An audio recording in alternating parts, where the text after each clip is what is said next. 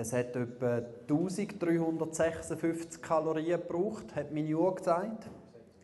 Ungefähr 1 Deziliter Schweiß habe ich vergossen. Und ich kann sagen, es hat sich gelohnt. Die Aussicht, die wir hatten, hat so ausgesehen. Der Joel und ich können noch einen Tag länger bleiben nach dieser Konferenz.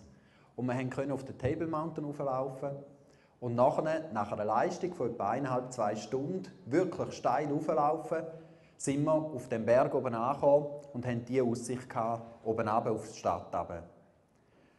Für mich ein Symbol für etwas, dass es sich lohnt, sich für etwas einzusetzen, ein bisschen Schweiß zu brauchen, ein bisschen Aufwand zu betreiben, aber wenn man es mal geschafft hat, ist es sensationell.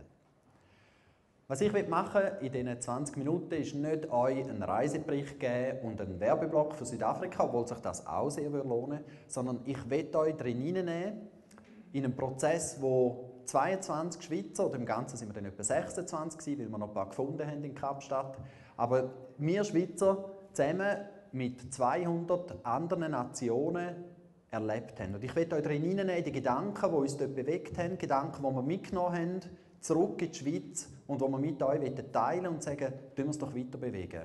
Was könnte das heissen für uns? Für die da gar nicht jetzt eine Ahnung haben, es hat vor ungefähr 30 Jahren, im 1974, hat schon mal eine Weltkonferenz gegeben für Evangelisation, sogenanntes Lausanne I. Und aus dem heraus ist die Lausanner Erklärung gekommen. Die meisten haben das wahrscheinlich schon gelesen und es lohnt sich wirklich. Ein Papier, das viel über den Reich Gottes Gedanken, die wir heute Morgen schon gehört haben, aussagt. Ein Papier, das sich wirklich lohnt zum Anschauen. Dann hat es im 1989 in Manila gegeben, eine Folgekonferenz. Und jetzt eben 2010, im letzten Jahr, die 3. Konferenz. Es ist also nichts wie jetzt das Forum, wo man sagen kann, ja gut, dann gehe ich halt in 2 Jahren wieder, sondern es ist ein Privileg, zum dürfen gehen an so einen Ort hin. Ausgelesen worden sind wir von einem Komitee. Die sind gekommen und haben gesagt, wir möchten gerne Schweizer aus verschiedenen Gesellschaftsschichten, die hineinarbeiten in bestimmte Gesellschaftsschichten hinein, und haben dann die Leute angefragt, ob sie mitkommen auf Kapstadt. Unter anderem von den Leuten, die jetzt da sind, war der Joel Blunier, der Timo Schuster und Rachel Stössel, und ich durfte mit runtergehen. Wir haben uns dort unten getroffen und haben die 6 Konferenztage erlebt, und es war wirklich streng. Wir sind am Morgen um 8 Uhr auf der Matte gestanden dort, ist losgegangen, etwa um 8:30, und am Abend um 9:30 sind wir zurück in das Hotel, und es war Block um Block um Block um Block. Und es war wirklich streng. Aber es hat sich extrem gelohnt. Auch gerade, dass wir eben als 22 Schweizer so miteinander sein können. Wir hatten Welche dabei, wir hatten 5 Frauen dabei, wenigstens von diesen 22. Und ein Tag zwischen ihnen, also es waren 3 Blöcke Konferenz, ein Tag frei und nochmal 3 Blöcke Konferenz. Zwischen ihnen, ich will euch das Bild nicht vorenthalten, haben wir noch einen Tag frei gehabt.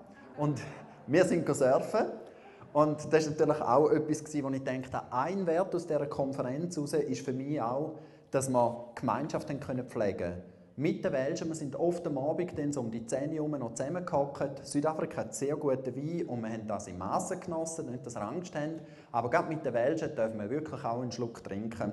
Und das haben wir auch gemacht. Und das war so ein bisschen die Freizeitebene. Damit ihr ein bisschen versteht, was hier abgegangen ist, ist es wirklich so gewesen, wir sind nicht auf dem Surfbrett den ganzen Tag, sondern eben wirklich nur einen Tag zwischen ihnen. So sind wir vor allem gesessen. Es waren 4000 Leute aus fast 200 Nationen, die sich getroffen haben. Und das Prinzip war, dass man an den Tisch gesessen ist. Die haben also den Aufwand gemacht, um für 4000 Leute Tische anzustellen. Es war auch eine sehr grosse Halle. Und man ist dann Sprachen regional zusammengehockt. Also die meisten können Englisch, oder ich kann es ein bisschen, ich habe es auf jeden Fall verstanden, mehrheitlich, und kann mich so ein bisschen ausdrücken, dass ich schwätzen kann. Ich bin jetzt nicht wahnsinnig gut, aber ich war an einem Tisch mit einem Menschen aus Uganda, einer Frau aus Nordindien, einem Mann aus Südindien, Spanien, Tansania und ich aus der Schweiz. Und das war faszinierend, dass man sich nur schon mit diesen verschiedenen Nationen mal zusammengetan hat. In der Vorbereitung haben wir die Aufgabe gehabt, um mit dem Epheserbrief zu arbeiten. Wir haben schon eigentlich ein halbes Jahr vorher, wir haben so die Aufgabe erst 3 Monate vorher bekommen, aber die Aufgabe wäre schon gewesen, dass man ein halbes Jahr vorher jeden Monat den Epheserbrief liest. Und wir haben es dann halt von diesen 3 Monaten gemacht, wo wir es gewusst haben, und haben uns auf das vorbereitet. Und dann, wenn man am Morgen zusammengekommen ist, hat mich etwas fasziniert. Dass man nicht einfach ein Plenumsreferat hatte, sondern man hat vom Aufbau her methodisch etwas gemacht, und ich finde, das ist toll. Und ich werde im nächsten Gottesdienst, den ich habe, bei unserer Kirche, das ist im April, werde ich das umsetzen und auch ausprobieren. Und zwar ist man davon ausgegangen, dass man ja logischerweise selber mal einfach auf Gott hören kann und dass man Gott hört und dass Gott durch die Bibel redet. Und so haben wir einen Text gehabt, der ist vorne auf der Bühne dargestellt worden, entweder indem Leute den gespielt haben oder gelesen haben. Und am letzten Tag sogar ist der komplette Epheserbrief von dem Team vorne vorgelesen worden. Also recht lange Zeit hat man sich genommen. Nachher ist man an diesen Tischgruppen, das ist unten dran gesehen, das war meine Tischgruppe, ist man zusammengehockt. Und dann war aber nicht ein Austausch, sondern es heisst so, jetzt haben wir mal eine Viertelstunde Zeit, um nochmal über den Textabschnitt nachzudenken. Dann hat man das im Persönlichen gemacht und hat nochmal, obwohl man es ja vorbereitet hatte, über den Text nachgesonnen. Und anschliessend hat man dann in diesen Tischgruppen darüber diskutiert. Das ist zeitlich manchmal sehr unterschiedlich, manchmal war es ein bisschen knapp, manchmal ein bisschen mehr. Wir hatten ein paar Fragen noch dazu gehabt und einen Tischleiter, der uns reingenommen hat in die Gedanken. Und das war natürlich da schon speziell spannend, weil gerade ein Inder einfach gewisse Sachen völlig anders interpretiert als ich, der mit meiner Schweizer Brille das anschaue. Und das hat schon sehr spannende Gespräche gegeben. Nachher ist dann von vorne her noch eine Auslegung gekommen, eine Art Predigt, wo jemand über das noch gesagt hat. Und das sind die 3 Teile, die ich auch ausprobieren will und wo ich finde, das bringt auch in die Mündigkeit hinein, zuerst selber darüber nachdenken, also das Wort hören, selber darüber nachdenken, mit der Gemeinschaft Ergänzung holen und noch jemand von der Lehre, der vielleicht sich noch tiefer mit dem beschäftigt hat und länger, der einem noch inspiriert in dem Ganzen. Und das hat mich sehr fasziniert. Nachher hat es noch Blöcke gegeben zu verschiedenen Themen. Am Nachmittag hat es Workshops gegeben und am Abend war jeweils ein Kontinentsthema, wo man über die Nöte von dem Kontinent geredet hat. Das ist so der grundsätzliche Ablauf, dass ihr euch ein bisschen vorstellen könnt, was wir dort gemacht haben. Ein Satz, wie wir es zusammenfassen können, das ganze Thema ist «God is on the move». Gott ist noch in Bewegung. Und auf Englisch hat es anders stehen, aber auf Deutsch heisst die ganze Gemeinde verkündigt das ganze Evangelium in der ganzen Welt. Die ganze Gemeinde verkündigt das ganze Evangelium der ganzen Welt. Das ist das Grundthema und die Zusammenfassung von diesen 6 Tagen. Ich tue die 3 Teile kurz erläutern und das ganze Evangelium fange ich an, obwohl es da vom Text her wäre es zuerst die ganze Gemeinde, aber es ist einfacher, wenn ich anfange mit dem ganzen Evangelium. Das Evangelium ist Wort. Und sie haben uns einen Tag lang hat man damit geschaffen, dass Jesus der Weg, die Wahrheit und das Leben ist. Und ihr denkt jetzt auch, das ist ja logisch, das wissen wir ja.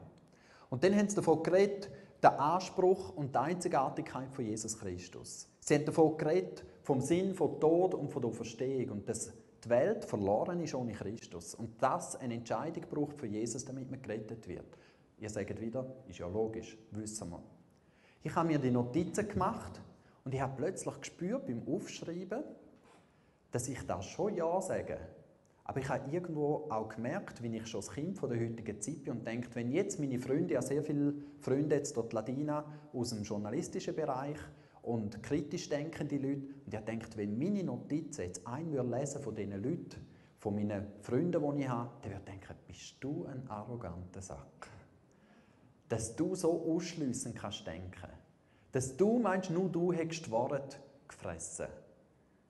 Und mir ist neu bewusst worden, wie ich innerlich eigentlich wie nicht mehr parat, oder einfach gemerkt, ja, ich bin nicht mehr voll für, oder ich schäme mich fast ein bisschen für das Evangelium und ich habe da versucht abzulegen, bin immer noch dran, immer wieder die Menschenfurcht abzulegen und zu sagen, hey, es gibt wirklich nur eine Wahrheit und das ist Jesus Christus. Und das bezeuge ich und auch vom Menschen und auch von meinen Freunden. Es ist der einzige Weg.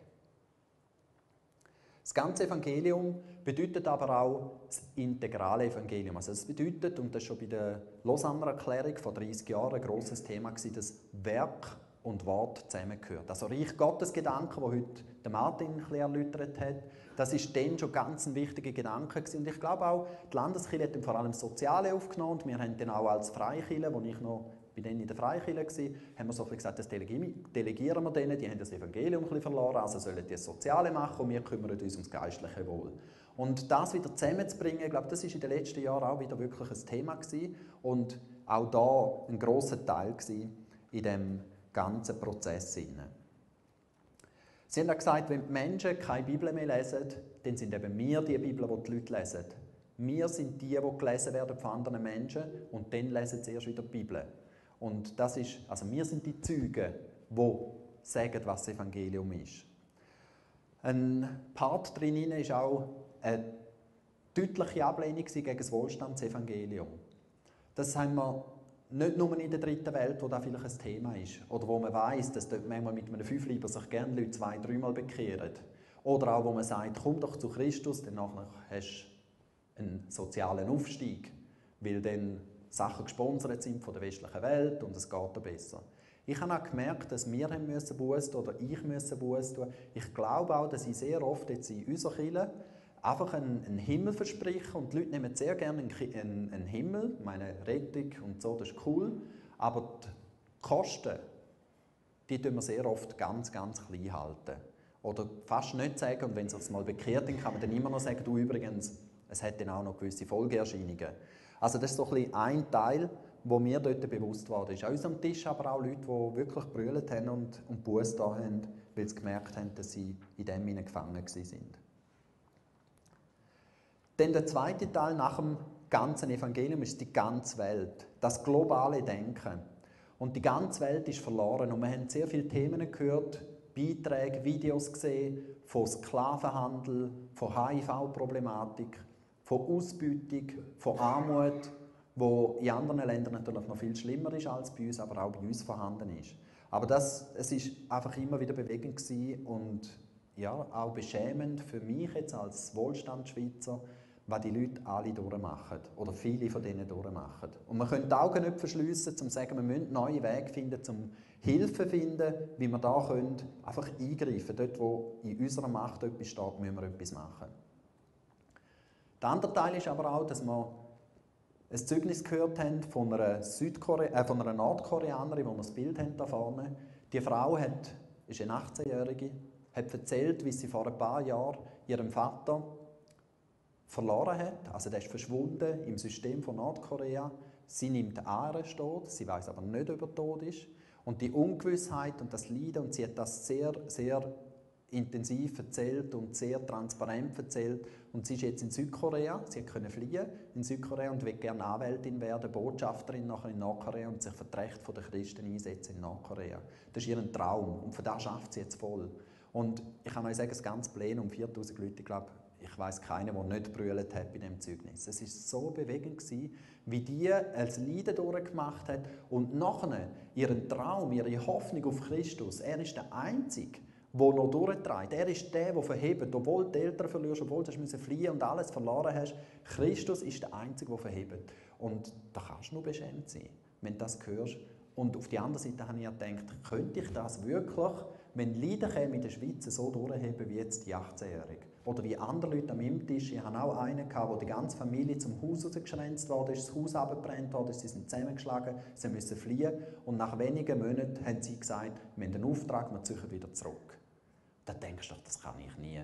Das könnte ich nie. Und habe dann gemerkt, auch wie er es gesagt hat, die haben auch Angst, die haben auch Nöte, die haben auch Zweifel. Aber Gott scheint durchzutragen, wenn er etwas auferlegt, dann hilft er auch. Und das war meine Hoffnung und auch mein Trost in dem Sinne. Das andere ist aber auch, dass ich gemerkt habe, wie ich einfach ein Weichei bin. Einfach Leiden in unserem Gesellschaftsbereich, in unserer Schicht, das kennen wir nicht mehr. Leiden auf sich nehmen für Christus. Ich habe das Gefühl, ich leide, wenn einer sagt, der Spiess ist, glaube ich, ein komischer, der gehört auch zu den Frommen. Dann habe ich schon gelitten. Und klar ist es nicht angenehm. Aber einfach zu spüren, wie andere Leute für das Evangelium kämpfen und leiden, das hat schwer beeindruckt. Der dritte Punkt ist die ganze Gemeinde.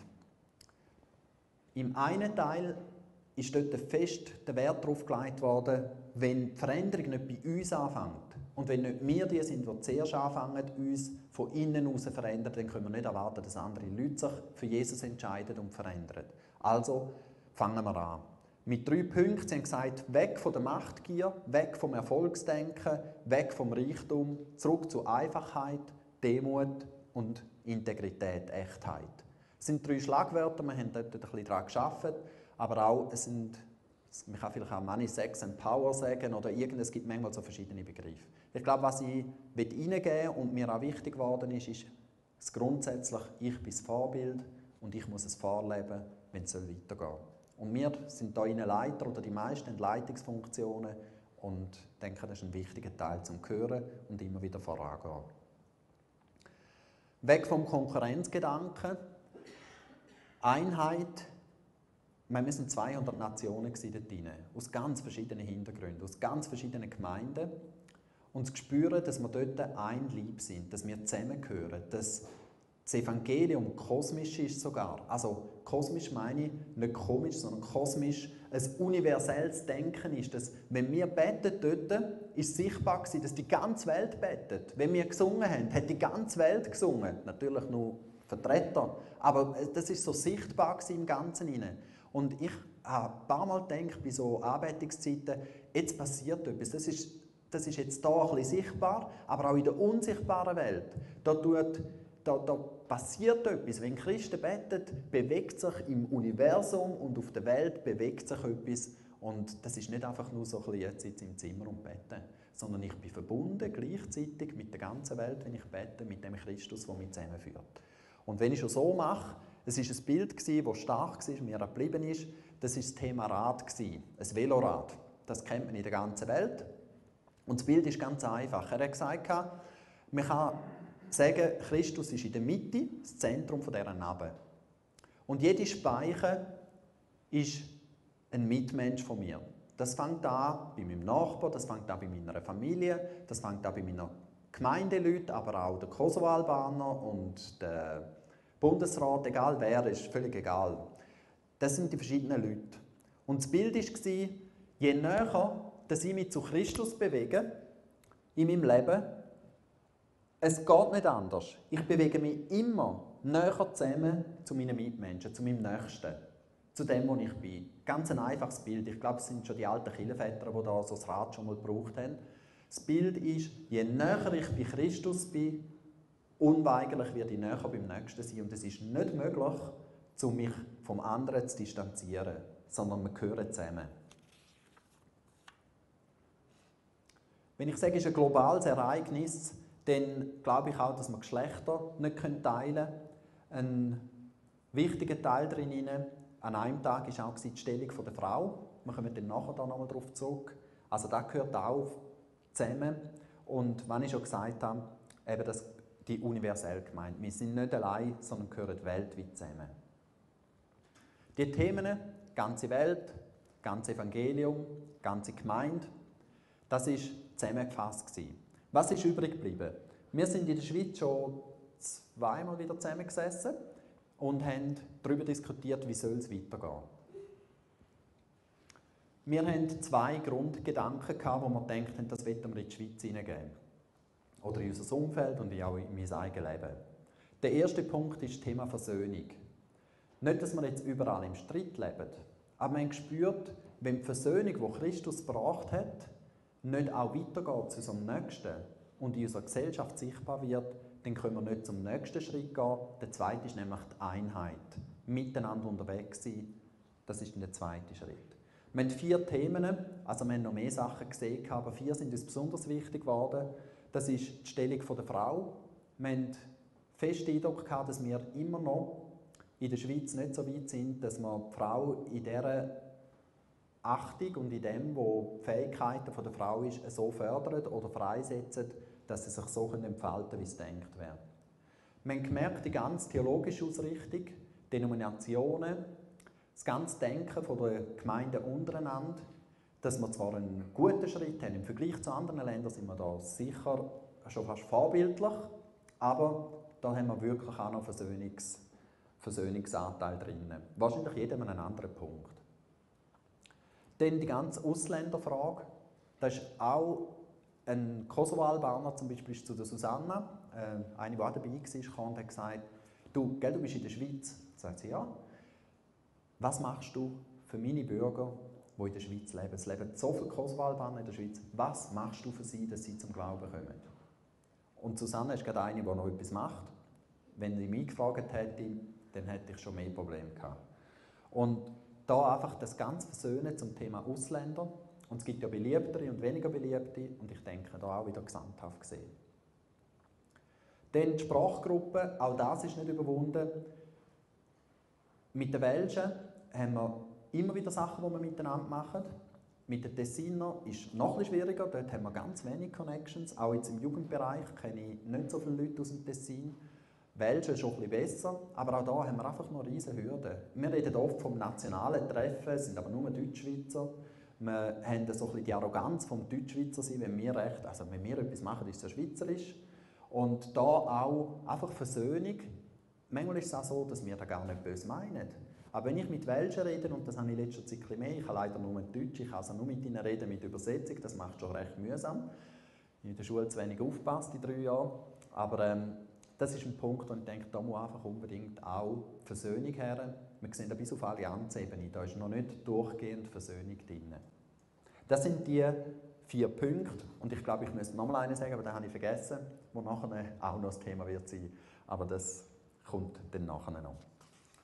Der zweite Teil ist dann so, dass aus dem aus, ich glaube, wenn wir eben versöhnen können, leben, die Einheit wird kommen. Und wir haben dann so ein bisschen von einem neuen Level geredet. Und ich habe eigentlich das Wort gar nicht gern. Wir reden die ganze Zeit, also so ein bisschen, ja, jetzt haben wir dann ein neues Level erreicht. Und was ist denn da überhaupt? Vom Gedanken her haben wir den Eindruck, dass wir wirklich schon gut Einheit leben. Dass wir auf einem guten Weg sind vom Miteinander. Aber vom Akzeptieren voneinander zu, jetzt sind wir Freunde. Und jetzt gehen wir so gemeinsam vorwärts als Lieb, dass wir wirklich einander ergänzen und versöhnt vorwärts gehen, da können wir noch einen Schritt vorwärts machen. Also ich glaube, wir haben noch Potenzial gegen rauf und das möchten wir gerne wahrnehmen.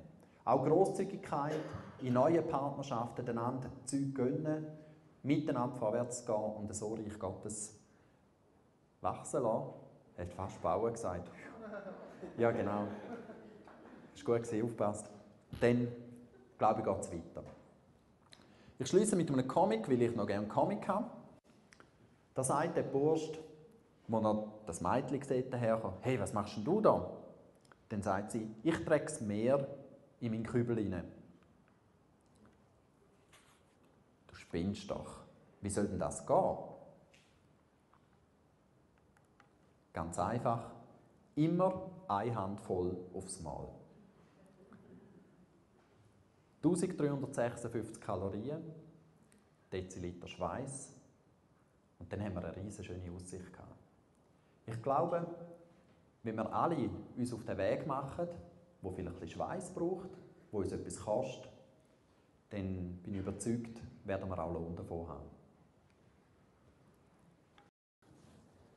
Ich bin auch in Kapstadt, wie ihr seht. Das ist das, was die Frauen heimnehmen, oder? Irgendetwas, wo man anlegen kann, wo man nachher sieht, dass man da war. Ich habe gehört, andere nehmen Messer mit heim und so. Das waren andere Geschenke. Etwas, was über die ganze Woche eigentlich war, ist ein Bibeltext, der neu wahrscheinlich sehr bekannt ist. Und zwar aus 2. Korinther 5, 18. Da heisst es, er hat uns, also Gott, hat uns durch Christus mit sich selbst versöhnt und hat uns den Dienst der Versöhnung übertragen. Wir haben das auf den Teilnehmerunterlagen gehabt. Am 2. Tag, glaube ich, ist das im Epheserbrief auch vorgekommen, der Versöhnungsdienst. Und wo wir das so gelesen haben, da hat mein Gruppenleiter an dem Tisch, mein Tischleiter, das war ein junger Südafrikaner, ein Weisser, studiert Theologie, so 24. Und der hat das immer wieder gelesen und immer gesagt, ist das wahr, ist das ein Dienst von der Versöhnung? Haben wir das Amt bekommen? Und wir haben nochmal gesagt, ja, steht da, ja. Und dann hat er gesagt, dann muss ich heim, zurück auf Pretoria und den Versöhnungsdienst anfangen. Das ist ein Auftrag. Und ich habe am Morgen gemerkt, wenn man in Südafrika ist, dann versteht man so etwas, oder? Und dann denkt man, ja, Apartheid und so, ja, die haben das nötig. Versöhnung. Und dann sind wir heimgekommen und fangen da bewegen miteinander, oder auch schon in Kapstadt selber als Schweizer, was bleibt uns hängen? Und da ist das Versöhnungswort immer wieder gekommen, dass wir einen Dienst haben von der Versöhnung an die Welt. Und man muss ja dann ein bisschen anders anfangen anschauen, oder? Eben, das eine klingt uns einmal so krass in einem anderen Land, in der Fremde. Da sieht man sofort die schwarzen Flecken. Und sich dann anfangen zu fragen, ja, wo ist es denn unser Dienst? Oder? Wo sind wir dran? Und ich habe gemerkt, dass vieles eher mit dem eigenen Bild zu tun hat, wie wir leben. Persönlich. Bin ich versöhnt mit meinem Leben? Sage ich Ja dazu? Sage ich Ja dazu, dass wir nie Kind hatten? Ist das ein Versöhnungsteil von meinem Leben, wo Gott mir zutraut? Mir kommt da immer wieder auch das Bild in den Sinn vom Josef mit seinen Brüdern. Das ist so für mich so eine Versöhnungsgeschichte. Und es hat ihn alles gekostet. Es hat Schmerz gekostet. Es hat Zeit gebraucht. Es ist nicht einfach plötzlich passiert. Er hat sogar seine Brüder ja wieder weggeschickt. Oder? Also, das ist immer so ein bisschen sonderbar. Wenn man das in der Sonntagsschule liest, denkt man, was soll das? Oder? Heute als Erwachsener weiss man, dass es einfach so ist. Aber als Kind mag ich mich erinnern, ich habe gefunden, das ist jetzt fies von dem Josef, dass er da so Spiele macht mit seinen Brüdern. Aber es hat Zeit gebraucht, es war schmerzhaft, aber es war auch 100%ig Versöhnung nachher. Und wo wir am Sonntag da gefahren sind, also da im Hotel angekommen sind, da in der Wellness-Oase, da hat der Martin den Fernseher angestellt, nur Bibel-TV natürlich. Und zufälligerweise ist der Josef dort vorgekommen. Oder? Und zwar gerade das Versöhnungsmoment in diesem Film. Jeder, der den mal gesehen hat, mag sich vielleicht erinnern, oder? Wie die Brüder eigentlich den Josef fast nicht zutrauen, dass er wirklich mit ihnen jetzt will Freundschaft wieder schliessen, Brüderschaft. Und das ist eigentlich das, was ich so ein bisschen rausnehme aus dem Korinthertext. Die Versöhnung, die ist ganzheitlich, oder? Da ist alles drin. Wir können nichts einfach ausklammern. In dem Dienst der Versöhnung wächst eine Achtung zum Gegenüber. Es ist nicht nur, ich verstehe ihn ein bisschen oder er ist auch noch nett, sondern ich glaube wirklich, wir fangen einander an achten, wertschätzen. Sogar die Andersartigkeit. Das, was Martin Bühlmann da mit dieser Person damals gespielt hat, oder in welche Richtung schaust, siehst Jesus ein bisschen anders. Und ich glaube, wir sind wirklich, wenn wir Braut von Jesus sind, dann werden wir verschiedene Orte, für die Welt schaut uns von verschiedenen Orten an und sieht Jesus in uns. Und wenn einer von uns fehlt, dann hat es dort ein Loch. Und das ist ja auch schade, oder? Weil er fehlt ein Teil von dem Jesus, wo die Welt liebt und wo gekommen ist, um die Welt zu versöhnen mit sich. Und ich habe gemerkt, es hat noch mal etwas anderes auch in dieser Versöhnung hinein. Weil wir können Gott immer mehr vertrauen, dass er uns, ich sage es so, weise zusammengewürfelt hat. Ich bin jetzt schon das 12. Mal hier im Forum Evangelisation. Und es ist jetzt nicht die Gruppe von Leuten, wo ich denke, da will ich jedes Jahr ein Jahrestreffen haben. Sorry. Aber ich freue mich jedes Jahr mehr, euch wieder zu sehen. Und ich merke, da ist etwas angewachsen in meinem Herz auf jeden Fall, an Versöhnung. Von der Vielfältigkeit, von Andersartigkeit, wo ich merke, das ist so kostbar. Und eigentlich würde ich euch gerne noch mehr sehen als einmal im Jahr. Weil da wächst etwas an. da ist etwas dran, wo ich merke, ich kann die Kontrolle Gott überlassen. Ich muss nicht mehr selber schauen, dass dann das Richtige da oben passiert oder an meinem Stand passiert oder was auch immer, sondern es ist Gott, der uns zusammengewürfelt hat und uns auch als Schweiz so zusammengewürfelt hat.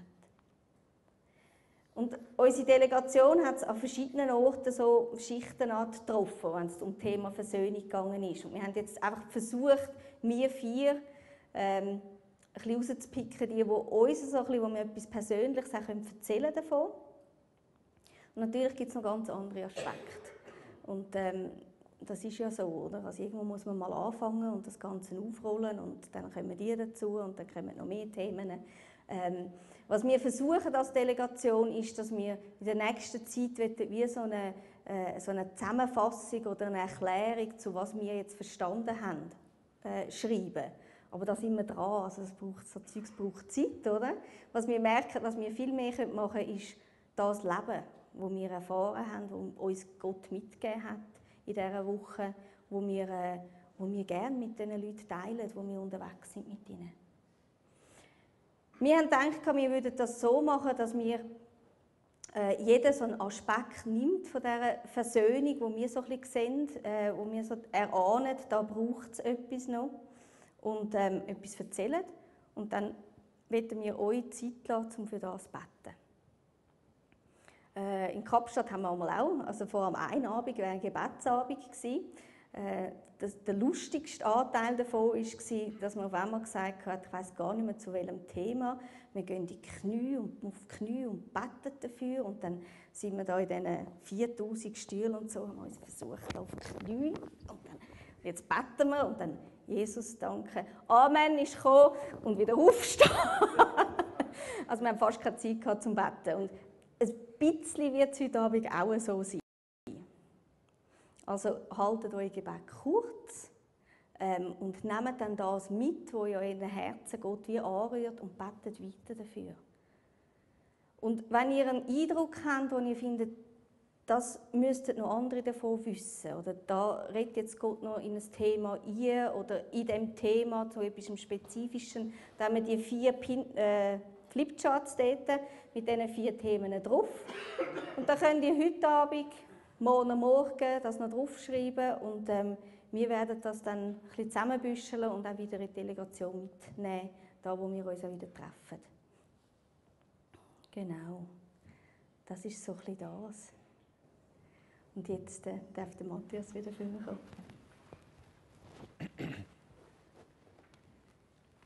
Mir ist klar, dass man Buß oder Versöhnung nicht verraten kann und sagen, so, jetzt tun wir alle los und jetzt müsst ihr. Also fühlt euch auch in diesen Gebeten frei, mal zu schweigen, dort wo ihr denkt, das ist nicht mein Thema, oder auch erst recht richtig zu beten. Also man will da niemanden zwingen zu etwas, aber wir hoffen, dass etwas von diesen Gedanken euch auch mitbewegt und ich bin fast sicher, dass das meiste von diesen Themen euch mit reinnimmt und ihr da von Herzen mitbeten könnt. Das Erste, was ich dafür einstand, ist Versöhnung zwischen Mann und Frau. Und da gibt es ganz viele verschiedene Ebenen. Ich bin selber Mann von einer starken Frau. Meine Frau ist auch ein bisschen bekannt in der Öffentlichkeit und sie hat sich entwickeln zu etwas, was sie mit viel Selbstbewusstsein leben kann und das auch überkommt von verschiedenen Leuten von außen. Und habe gemerkt, wie sie da einfach ein riesiges Potenzial hat und wie sie das ausleben kann. Und das finde ich der Hammer. Auf der anderen Seite merke ich, wie es viele Ebenen gibt in der Gemeinde, wo das einfach noch zu wenig gelebt wird. Und ich glaube, wir Männer jetzt mal speziell versündigen uns damit, dass wir die Frauen nicht zu dem herbringen oder nicht so freisetzen, damit sie sich zu dem entwickeln können, was eigentlich möglich wäre. Und manchmal sind es auch die Frauen, die einander klein halten. Und ich wünschte mir, dass wir nicht mehr Flyer machen vom Forum Evangelisation mit lauter Männern drauf, weil man wirklich umfragt bei bestimmten Themen, um zu sagen, du, wer würde dazu reden? Und es ist niemand parat. Oder wir finden zum Teil auch niemanden, der würde sagen, ich stehe dafür und mache einen Speech darüber. Im Praise Camp haben wir nicht eine Frau für einen Hauptspeech auf der Bühne, weil wir niemanden gefunden haben, der gesagt hat, ich stehe dafür. Oder zum Teil auch wir niemanden gesehen haben, der das dann wirklich auch könnte in diesem Rahmen. Und ich wünschte mir jetzt nicht nur Speakerinnen, aber es ist für mich ein Zeichen dafür, dass wir froh sind, wenn sie Sonntagsschule machen und eigentlich den labilsten Teil unserer Gemeinde lehren. Und dort sind sie auch super. Und auf der Bühne dürfen sie dann nichts mehr machen, wo eigentlich Leute da sind. Wenn es schwierig wäre, dass eine Frau lehrt, dann können sie ja ruhig auch von diesen mündigen Leuten machen, die es prüfen können. Also ich sehe kein Problem darin, dass die Lehre mindestens von der Frau auch gemacht werden bei der Gemeindeleitung. Da kann man theologisch wieder ein bisschen verschiedene Meinungen haben. Auch beim anderen, ich weiss es. Ich will einfach nicht theologische Diskussionen entfachen, sondern ich will, dass wir uns wirklich überlegen, wo können wir Versöhnung schaffen zwischen Mann und Frau gerade in der Gemeinde, in welchem Bereich, und dass wir dafür beten, dass wir uns die Ergänzung nicht nur in der Ehe sehen, sondern auch im Leib Christi und das so leben, dass jeder zu der vollen Entfaltung kommen kann. Das sind meine Gebetsanliegen zur Versöhnung zu Mann und Frau. Macht doch Grüppli, so 3 bis 5 Leute, so, wie ihr gerade ein bisschen hocken und zusammenpassen und betet, bis der nächste Zwischenhalt kommt. Ich würde euch gerne etwas ganz Ermutigendes erzählen, was wir zum Thema Versöhnung der Denominationen erlebt haben. Wir kommen gerade aus der Allianzwoche.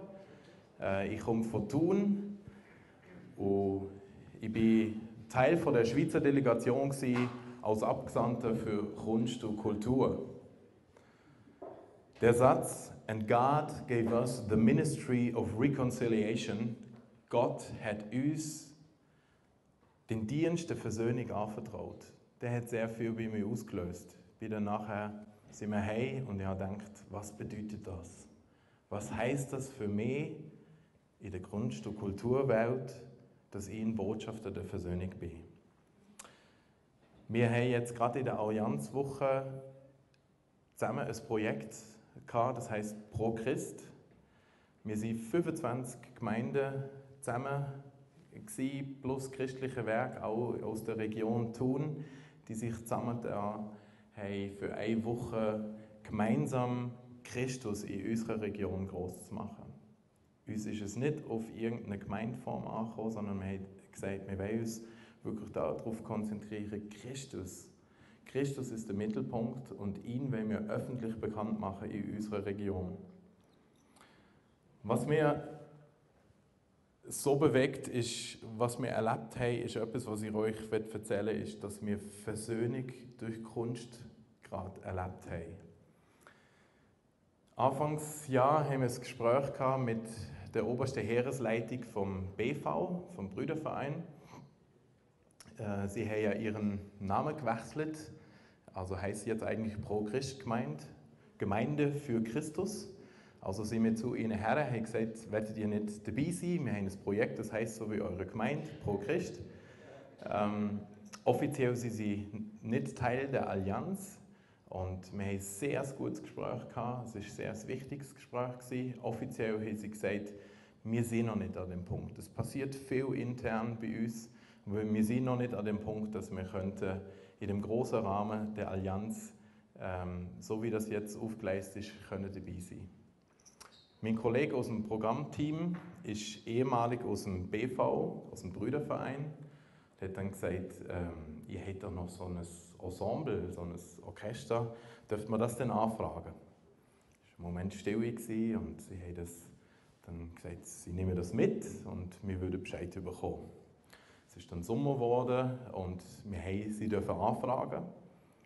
Man hat sie angefragt, es ist Herbst geworden. Ich war in Südafrika, bin heimgekommen, habe mich gefragt, was bedeutet das, ein Botschafter der Versöhnung sein?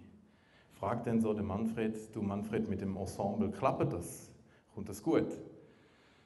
Und er sagt mir, ja, es ist ein bisschen gross. 40-köpfiges Symphonieorchester, 80-köpfiger Chor. Ich sage, oh, das bringen wir nicht auf die Bühne. Wir haben nur mal so viel Fläche und Technik ist begrenzt, auch Finanzen sind auch begrenzt. Sie haben 15 Profis, die da auch spielen. Wir wollen das nicht für selbstverständlich nehmen. Haben gesagt, also Manfred, ich muss dem Leiter anrufen, es tut mir leid, wir bringen das nicht her. Nimm das Telefon in die Hand, sagen die 3 Gründe, warum es nicht geht, es tut mir wirklich leid. Da fällt ihm fast der Kiefer ab und sagt, ja, wir haben doch eine Zusage von euch bekommen. Ihr habt doch eine Anfrage bekommen. Nein, Zusage, das ist alles ist schon organisiert, Probedaten, die 120 Leute sind organisiert. Es steht schon auf der Homepage. Ich sage, oh wei. Ich habe gesagt, okay, Markus, so hat der Dirigent geheißen, stopp.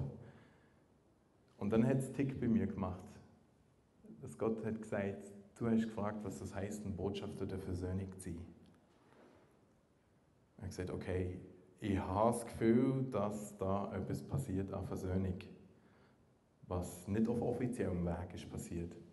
Und er hat gesagt, Markus, ich sage dir jetzt nicht ab, wir müssen versuchen, dass wir das zustande bringen. Ich habe mit unseren Technikern zusammengehockt, mit den Logistikern. Wir haben nachher ein paar Tausend Franken müssen in die Hand nehmen, haben nachher am Abschlussabend zum Thema Leid, warum lässt Gott das zu, ein 40-köpfiges Symphonieorchester auf der Bühne gehabt, 80-köpfiger Chor, links und rechts, die sie auftreten zum ersten Mal, dass der BV, jetzt Gemeinde für Christus, ist beteiligt war. Das war ein Abend, da war der Pfarrer Ernst Sieber zu einem Interview da, der Carlos Martinez als Pantomime, der Ulrich Parzani hat predigt und das Orchester vom BV hat gespielt. Da ist so etwas für mich, so etwas Gewaltiges passiert an dem Abend. 2200 Leute sind gekommen an dem Abend. Überhaupt ist das gewaltig, was wir in Thun im Moment erleben. Ich nehme das überhaupt nicht für selbstverständlich. Es sind 15'000 Leute jetzt in der Pro-Christ-Woche gekommen. Es sind über 25 Gemeinden zusammengestanden. Wir haben im letzten Abschlussgottesdienst einen Leuchtturm aufgebaut. Wir haben so einen Leuchtturm 3 Meter hoch gebaut mit einzelnen Scheiben. Jeder Gemeindeleiter hat eine Scheibe auf den Leuchtturm zusammengebaut. Wir haben gesagt, wir wollen in dieser Region Botschafter der Versöhnung sein. Wir wollen ein Licht in unserer Region sein.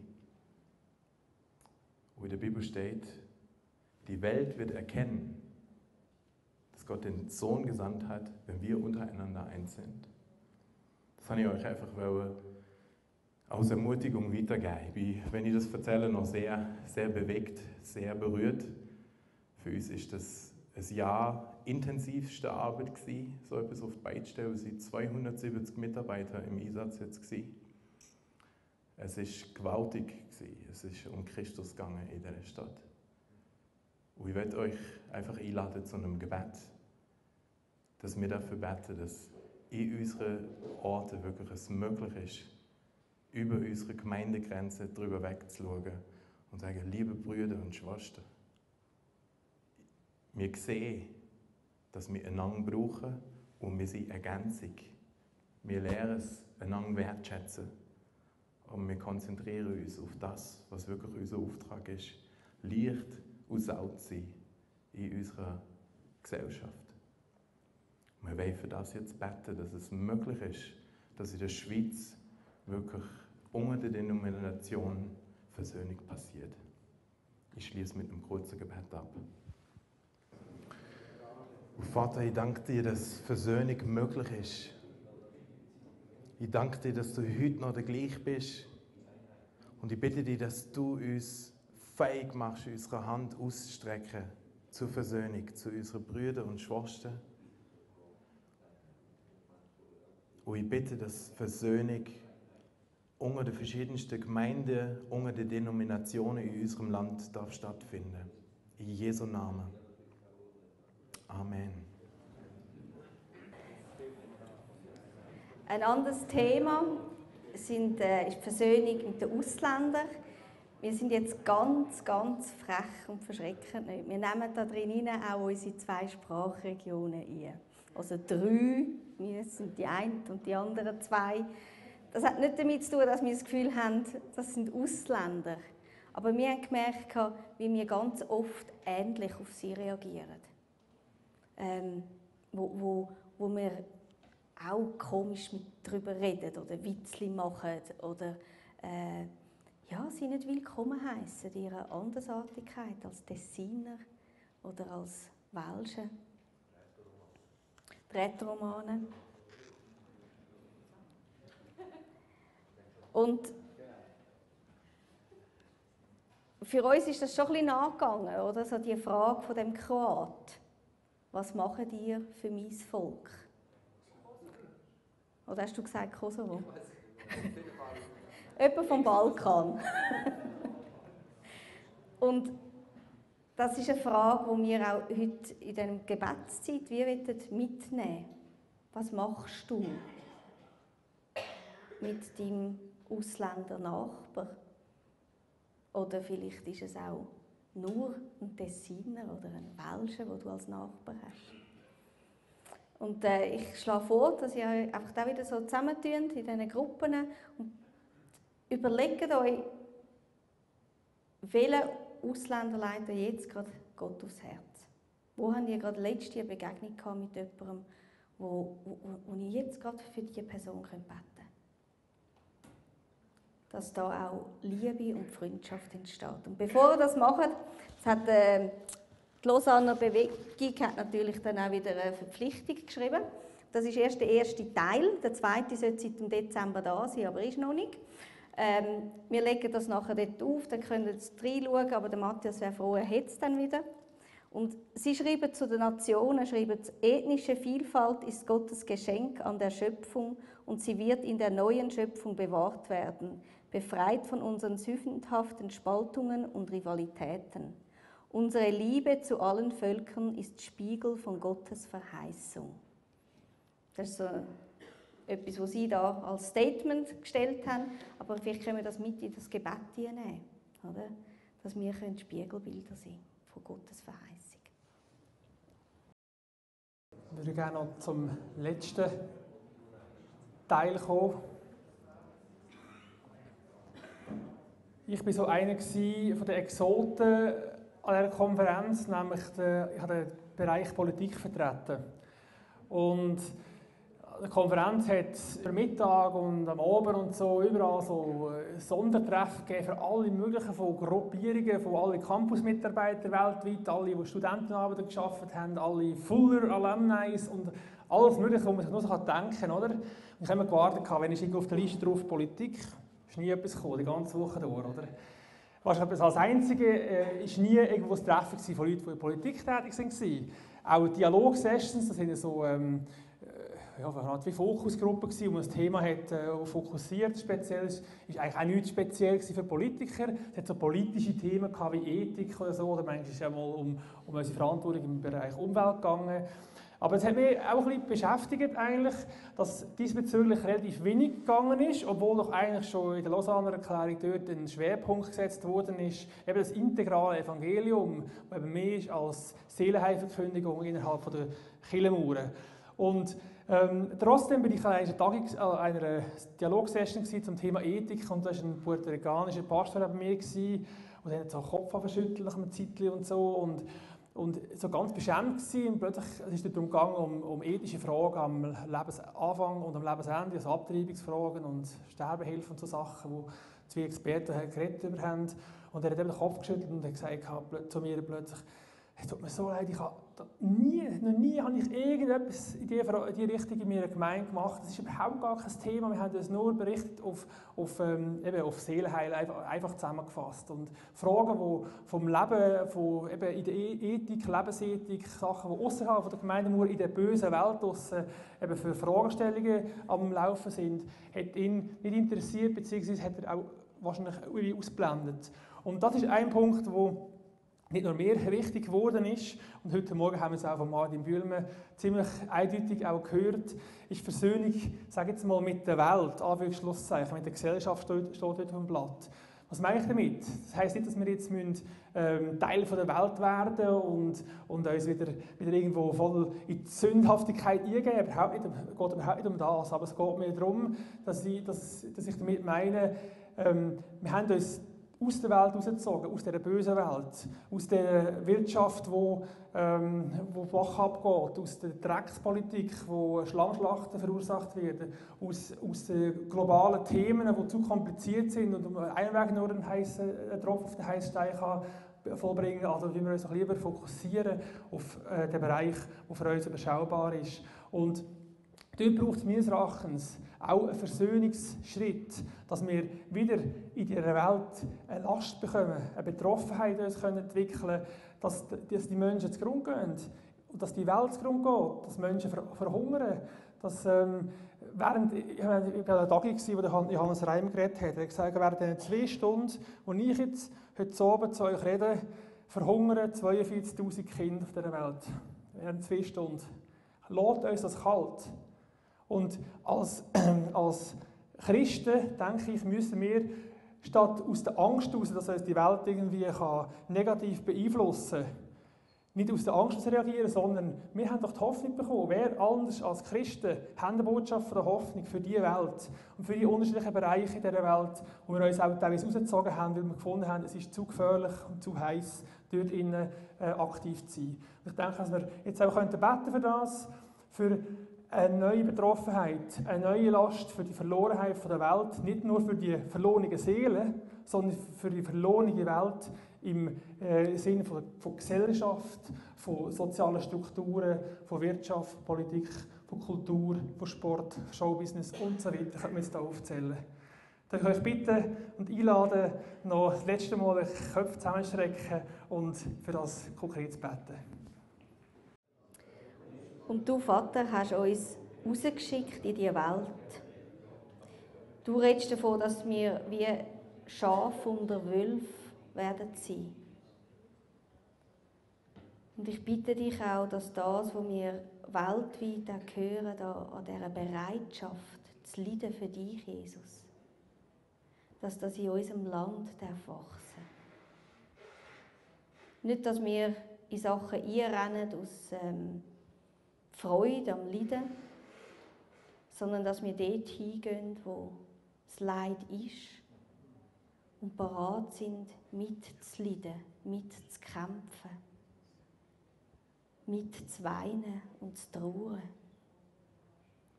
Und mit dieser Botschaft zu kommen, wo es im 2. Korinther 19 heisst, ja, in der Person von Christus hat Gott die Welt mit sich versöhnt, sodass er den Menschen ihre Verfehlungen nicht anrechnet. Und uns hat er die Aufgabe anvertraut, diese Versöhnungsbotschaft zu verkünden. Und das wünsche ich euch, dass ihr im Namen Jesus rausgehen könnt und die Versöhnungsbotschaft, die die Sünde nicht mehr anrechnet, das ist ein verrückter Gedanke, oder? Die könnt weitergeben an dem Ort, wo Gott euch einstellt, in den Dienst der Versöhnung. Amen. Ich wünsche euch noch weiterhin einen schönen Abend. Danke, dass ihr es wieder so lange ausgehalten habt mit uns. Wenn ihr noch etwas habt zum Aufschreiben, nehmt euch Zeit, macht das. Wenn ihr noch Fragen habt an uns, dürft ihr die stellen. Wenn ihr Fragen habt als ersten Lausanne-Treffen, das war, glaube ich, der Heinz und der Willi sind da von 73. Da könnt ihr sie fragen, wie das war. Und sonst wünsche ich euch noch einen schönen Abend. Bis morgen wieder.